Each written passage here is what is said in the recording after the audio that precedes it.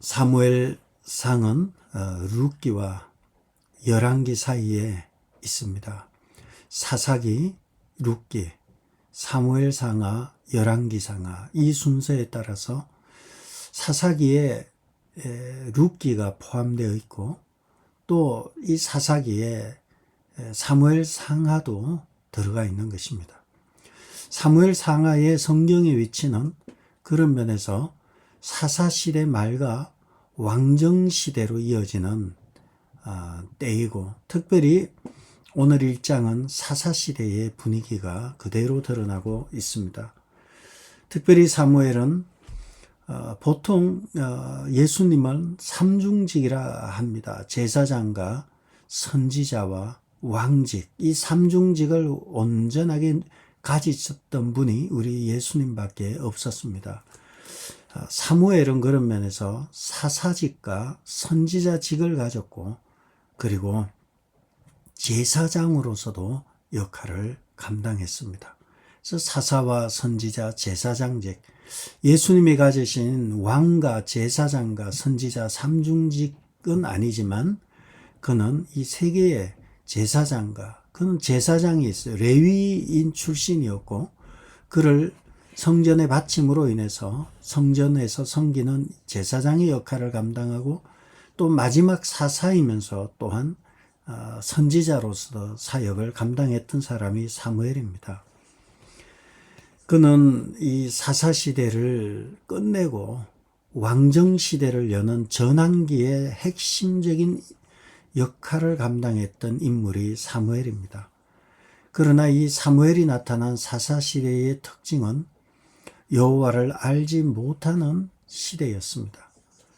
물론 여호와를 진짜 알지 못했나? 그렇지는 아니하고 여호와란 이름도 알았을 것이고 또 제사 드리는 것도 매년, 우리 여기 보면 엘가나, 사무엘의 아버지가 되죠. 엘가나는 매년 제사를 드리러 다니고 그 실로로 제사를 드리러 다녔어요. 이 실로는 이제 나중에 사무엘이 거하는 곳이 실로가 되죠. 이 실로에 제사를 드리러 갔고 이 실로의 제사장이 홈리와 비나스가 이 곳의 제사장이었어요. 그런데 우리가 이 사사기의 분위기는 이와 같이 하나님을 알지 못하는, 물론 안다고 하고 제사는 드리지만 실질적으로 하나님을 알지 못하는 세대였던 것입니다. 사사기에도 보면 2장 10절에 그 후에 일어난 세대, 여호수아와 그를 따르던 세대가 다 죽고 사사시대가 시작되면서요, 그 후에 일어난 세대, 이 세대를 next generation, 다음 세대라 안 부르고요, 다른 세대라 부릅니다.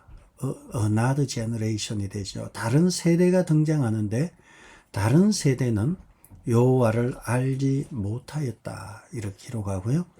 오늘 우리가 보고 있는 홈리와 비느하스의 이야기에도 보면 여호와를 알지 못하였다는 표현이 거기 있습니다. 제가 아까 읽으면서 그 표현을 보았는데요. 나중에 한번 여러분 찾아보시기 바랍니다. 거기에도 여호와를 알지 못하였다. 홈리와 비느하스는 여호와를 알지 못하는 그러한 인물로 나옵니다. 또한 이 사사기의 중요한 내용은 1장에서 한나의 통곡으로, 슬픔으로 시작한다는 것입니다.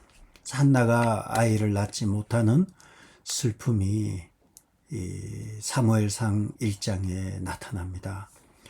아이가 없던 여자가 간절히 기도해서 아이를 가졌다. 개인적인 기도의 응답의 사건으로 이해해서는 안 됩니다. 이 사건은 하나님께서 일으키신 것이고 아이가 없도록 여호와께서 한나에게 임신하지 못하도록 하셔서 한나는 이 아픔을 가지고 하나님 앞에 나아와 통곡하며 애통하는 분위기, 슬픔과 괴로운 분위기가 이 1장에 녹아져 있습니다. 그러므로 슬퍼하는 한나, 마음이 괴롭고 아파하는 한나, 그가 하나님 앞에 나와서 하나님만이 답임을 알고 간절히 통곡할 때에 하나님께서는 이 통곡과 이 괴로움을 사무엘상 2장의 한나의 기도에서 한나의 노래가 되고, 이 노래에서는 희열과 기쁨으로 바뀌게 되는 것입니다. 그러므로 애통은 하나님 나라에 들어가는 하나님 백성의 중요한 조건이 됩니다. 심령이 가난한 자는 복이 있나니 천국이 저희 것이며 애통하는 자는 복이 있나니, 애통하고 심령이 가난한 것은 하나님 나라의 중요한 조건이 됩니다. 그러므로 우리가 애통하고 자신을 돌아볼 때, 내 자신을 돌아볼 때, 나의 재성과 나의 모습을 돌아볼 때 슬픔과 애통이 있다는 것은 희망이 있는 거예요. 다 괜찮다 그러고 아무 이상 없다 그러고 말짱하다 그러고 그게 위험한 거예요. 애통은 하나님 나라의 중요한 조건이고, 오늘날 우리가 살아가고 있는 시대는 이 슬픔을 잃어버린 시대, 애통을 잃어버린 시대, 이것을 에이즈라 그러죠. 면역 결핍증, 감각이 없어져 버렸어요. 아무런 영적인 감각이 다 무뎌져 버린 것이죠. 우리 믿는 사람들은 애통과 가난한 심령이 굉장히 중요합니다. 하나님은 그렇게 끌고 가기 위해서 하나님께서는 애통이라는 걸 주셔서 우리에게 하나님께 간절하게 매달리게 하고 기도하게 하셔서 마침내 애통이 변하여 기쁨이 되는 역사를 일으키시는 분이 우리 주님입니다. 그러므로 여러분, 어려운 가운데 있다면 나는 왜 이렇게 어려울까? 그것만 생각하지 마시고 애통이 변하여 희락이 되고 기쁨이 되는 것을 우리는 기대감을 가지고 하나님 앞에 나아가야 하는 것입니다.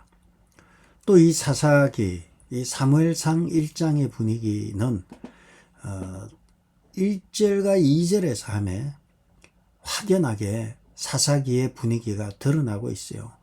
1절의 분위기는 무엇인가 하면 족보가 나와요. 사무엘의 아버지 엘가나의 족보가 나오는데, 이 족보가 예사 족보가 아니에요. 역대상 6장을 보면 레위의 아들들이 3명이 있는데 게르손과 고핫과 머랄이라는 레위의 3 아들이 있었고, 그 3 아들 중에 2번째인 그핫의 자손이 이 엘가나 집안이에요. 사무엘 집안이에요. 레위인이고요. 그는 레위의 아들들 중에 하나인 그핫의 아들이고, 나중에 다윗 시대에 가게 되면 그핫의 자손 중에 헤만은 찬송하는 자라 역대상 6장 33절에 나와요. 헤만이 나와요. 헤만은 유명하잖아요. 헤만은 다윗 시대의 3대 음악장의 지휘자예요. 아삽과 헤만과 여두둔이라는 다윗 시대의 3대 악장이 나오는데, 그 악장 중 한 명이 헤만이고, 이 헤만은 바로 사무엘의 손자가 돼요. 사무엘이 다윗에게 기름을 부어서 왕으로 세웠죠. 그리고 사무엘의 아들이 요엘이에요. 선지서에 나오는 요엘서의 요엘이 아니라 그냥 요엘이고요. 그 요엘의 아들이 헤만이에요. 그래서 다윗과 사무엘, 또 다윗과 요엘, 그리고 다윗과 헤만, 다 아는 관계였습니다. 이와 같이 1절의 내용을 놓고 보면 솔로몬의 집안은 레위인 출신이고, 그리고 나중에는 성전에서 성가대를 지휘하는 악장이 되고요. 그리고 엘가나 역시 경건한 레위인으로서 내년마다 실로의 제사를 드리러 갔던 사람이에요. 또 다시 말씀드리지만 실로의 제사장은 엘리 제사장의 2 아들 홈리와 비느하스였습니다.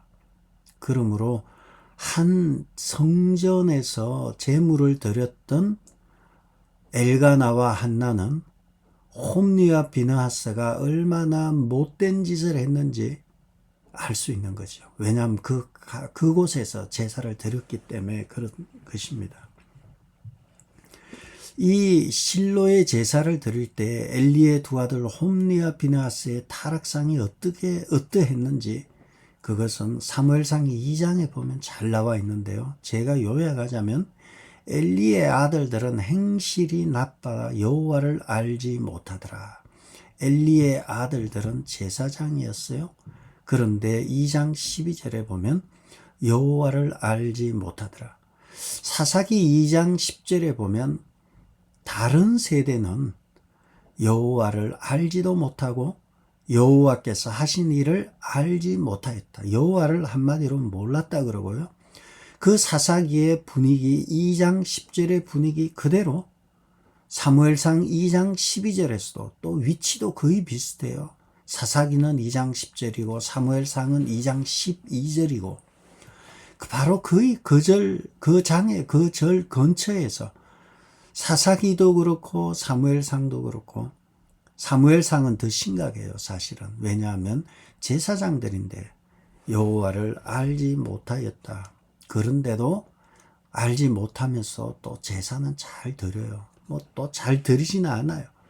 고기를 가져오면 막 이렇게 태우기도 전에 고기를 달라 그러는 거예요. 고기를 달라 그래서 생고기를 가져가 버리고 안 주면 내가 억지로 뺏으리라 하고 협박하고 그렇게 해서 여호와의 제사를 멸시함이었더라. 홈리와 비느하스는 여호와를 알지 못하였고 여호와의 제사를 멸시하였습니다. 그리고 홈리와 비느하스 위에 대제사장인 엘리 제사장 같은 경우는 자식 교육도 엉망이었지만 본인 스스로도 여호와를 존중히 여기지 않아서 하나님께서 엘리에게도 말씀하시고요. 사무엘을 통해서도 말씀하십니다. 엘리에게 일어날 일을 말씀하시죠. 거기 보면 하나님의 질책이 나와요. 나를 존중히 여기는 자는 내가 존중히 여기고 나를 멸시하는 자를 내가 경멸하리라. 엘리 제사장도 겉으로는 여호와를 잘 섬긴다는 것처럼 아주 옷을 그려 입고 뭐 화려하지만 사실은 여호와를 멸시하였고 엘리의 두 아들은 여호와를 알지 못하고 여호와의 제사를 멸시하였던 사람들이 바로 이 제사장들이고요. 그리고 경건해 보였던 사무엘의 집안도 레위 집안이었지만 2절에서 첩을 둔 이야기가 나오죠. 그래서 이 이야기는 1절에서는 참 좋은 족보 이야기가 나오고요. 2절에서는 첩을 두고 있는 엘리의 가문이 나옵니다. 사무엘의 그러한 그 사무엘의 아버지 엘가나의 형편이 나오는데 첩을 두고 있는 상황이 나옵니다. 이러한 어두운 상황 가운데 있었던 것입니다. 우리가 이것을 보면서요, 이 가운데서 엘가나의 가정을 카메라 렌즈는 확대하고 있습니다. 서서히 사사기의 분위기에서요, 한 가정 엘가나의 가정에 있었던 이야기로 서서히 좁혀지고 있습니다. 여기서 보면 엘가나의 가정이 있는데 4절에 보시면 1장 2절에 보시면 그에게 두 아내가 있었는데 한 사람의 이름은 한나요, 한 사람의 이름은 버닌나라. 버닌나에게는 자식이 있고 한나에게는 자식이 없었더라. 2절에서 이 레위인에게는 아내가 둘이 있었다는 이야기를 하고요. 3절에 보면 이 사람이 매년 자기 성읍에서 나와서 실로에 올라가서 만군의 여호와께 예배하며 제사를 드렸는데 엘리의 두 아들 홈리와 비느하스가 여호와의 제사장으로 거기 있었더라. 이렇게 뭔가 단서를 성경에서는 주고 있고요. 3절에서 보면 이 사람이 언제 갔나요? 매년 올라갔어요. 그러니까 매년 올라갔다는 것이고요. 7절에 보시면 또 나와요. 매년 한나가 여호와의 집에 올라갈 때 해서 이 3절에서 매년 올라갔고 7절에서 매년 올라갔다는 거예요. 이것을 무엇을 의미하나요? 매년 올라갔다는 이 이야기는 무엇을 의미하나요? 이것은 한나가 아이가 없었고 버닌나가 아이가 있었는데 매년마다 올라갔다 내려오고 나면 가정에 불화가 생기는 거예요. 한나는 버닌나는 심히 한나를 괴롭히게 되고 한나는 버닌나의 괴로움에 마음이 매우 슬픈 가운데 처하게 된 이야기가 나오고 이것이 매년이란 단어 속에 우리가 느끼는 것은 한두 해의 문제가 아니었구나. 이것이 시간이 좀 흘렀구나. 그렇다면 한나가 결혼을 해서 사무엘을 낳기까지 시간이 매년 이런 단어들로 봐서 꽤 흘렀겠구나. 그래서 이 아이를 낳지 못하는 이 여인의 아픔이 꽤 오래 있었구나. 우리는 이것을 추측할 수 있습니다. 이러한 전제를 가지고 이제 보겠습니다. 그렇게 해서 5절에 보시면 한나에게는 갑절을 주니 이는 그를 사랑함이라. 그러나 여호와께서 그에게 임신하지 못하게 하시니 여호와께서 한나에게 임신하지 못하게 하시니 6절에 보면 여호와께서 한나에게 임신하지 못하게 하심으로 두 번에 걸쳐서 반복하는 거죠. 한나가 아이를 낳지 못하는 것은 여호와께서 임신하지 못하게 한 거예요. 그래서 한나는 마음이 슬펐던 것입니다. 원인은 한나는 몰라요. 한나는 내가 아이를 못 낳는구나 생각했겠지만 내용을 들여다보면 여호와께서 그에게 임신하지 못하게 했다는 것입니다. 그러다 보니까 5절에 한나에게 갑절을 주니 엘가나가 제사를 드리고 제물의 분깃을 그의 아내 버닌나와 그의 모든 자녀에게 주는데 한나에게는 갑절을 주오니 5절에 보면 이는 그를 사랑함이라. 엘가나는 한나를 사랑했어요. 버닌나보다 한나를 사랑했고 그래서 한나에게는 배나 제물의 분깃을 나누어 줄 정도로 사랑했어요. 그러나 한나는 그 마음이 매우 슬펐어요. 아이를 낳지 못하는 관계로 그는 슬펐습니다. 그렇다면 우리가 이것을 알 수 있는 것은 무엇입니까? 남편의 아내의 뜨거운 사랑도 나의 목마름을 해결할 수 없다는 것입니다. 많은 돈도 금도 그리고 내가 가진 힘도 내 영혼 깊은 곳의 갈증을 해결할 수 없다는 것입니다. 아무리 남편이 사랑해주고 아무리 자녀들이 부모에게 잘해주고 그리고 부모님께서도 나를 극진히 사랑한다 할지라도 내 마음 속에 있는 이 허전함과 텅 빈 마음을 달랠 길이 없습니다. 이 허전한 공간은 오직 이 타는 이 목마름을 해결할 분은 오직 하나님밖에 없습니다.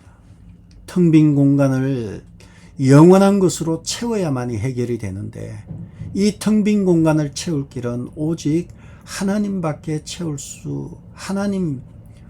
채울 수 있는 공간입니다.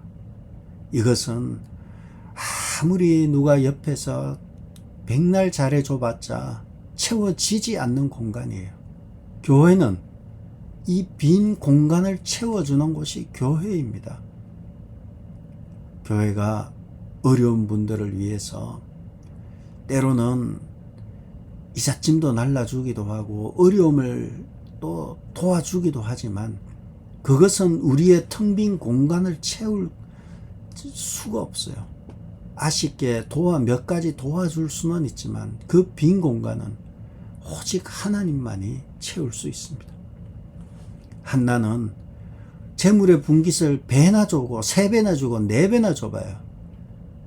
그 빈 공간을 채울 수가 없었던 것입니다.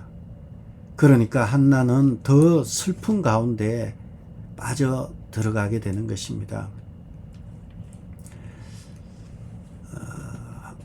한나의 깊은 슬픔의 원인이 무엇이었습니까?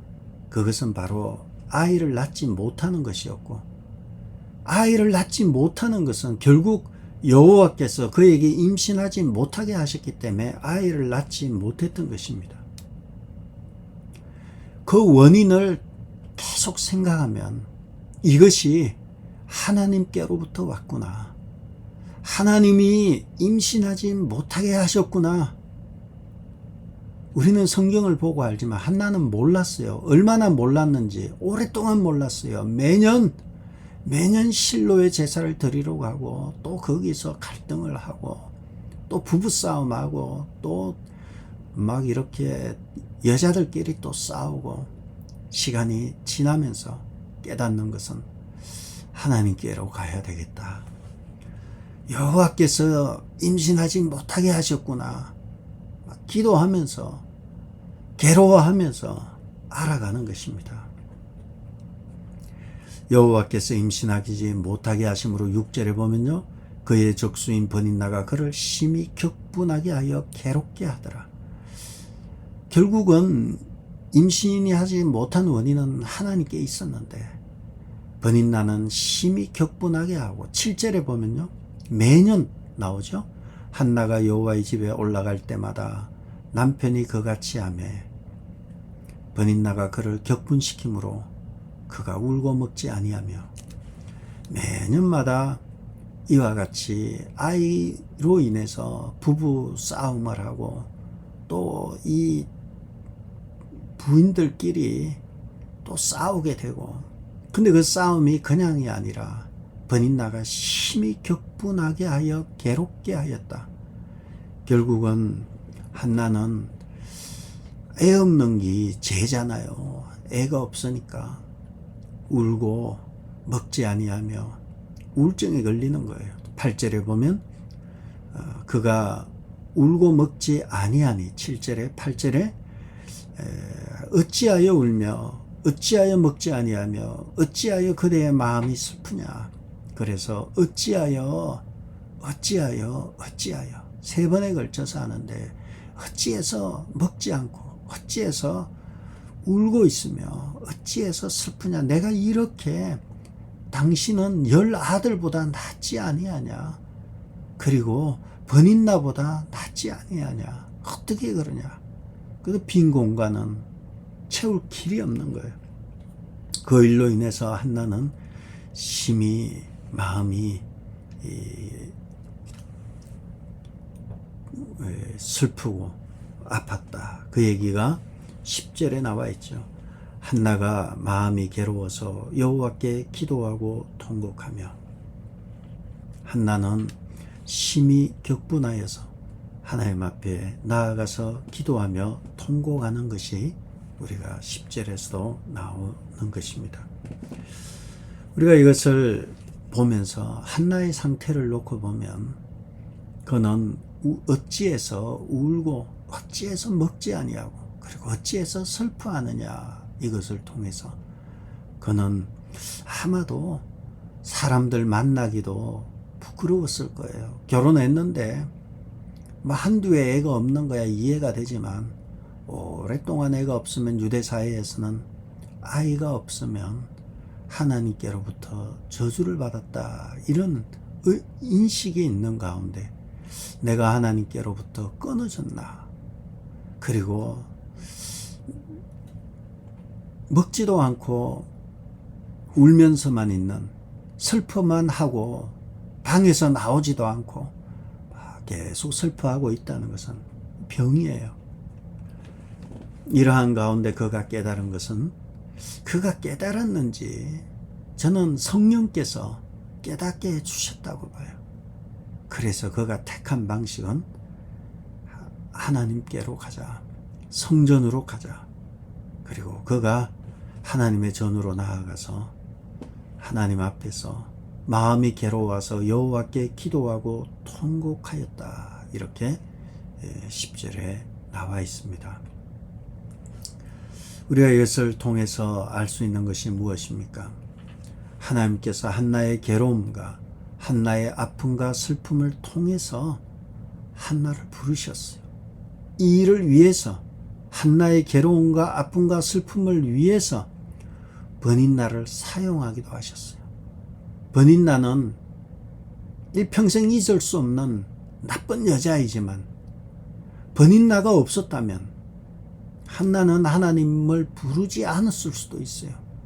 버닌나마저 막 옆에서 잘한다 그러고 뭐 내 자식이 네 자식이니까 같이 키우자 그러고 그랬다면 아마 모르죠. 그런데 버닌나가 심히 격동하게 하고 괴롭게 하였다. 왜 괴롭게 하고 격동하게 했을까요?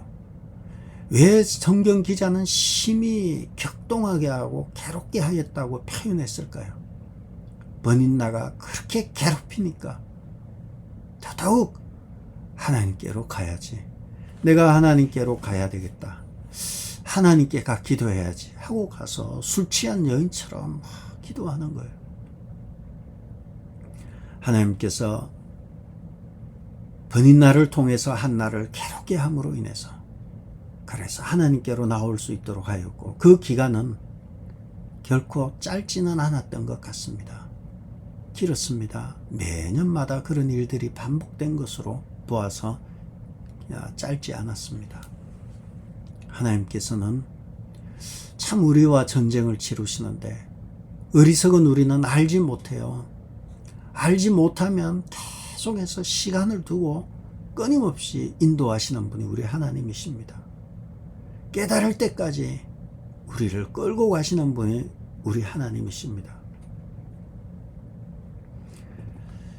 그래서 우리가 진심으로 하나님 외에는 답이 없다는 걸 알 때까지 끌고 가시는 거예요. 누가 뭐라고 해도 하나님만 바라보게 하시는 분이 우리 하나님이에요. 우리가 기도할 때 자꾸 사람이 옆에 걸그적거리고 사람이 의식되고 이러면 그 기도가 순전하고 진심 어린 기도라 말할 수 없어요. 사람이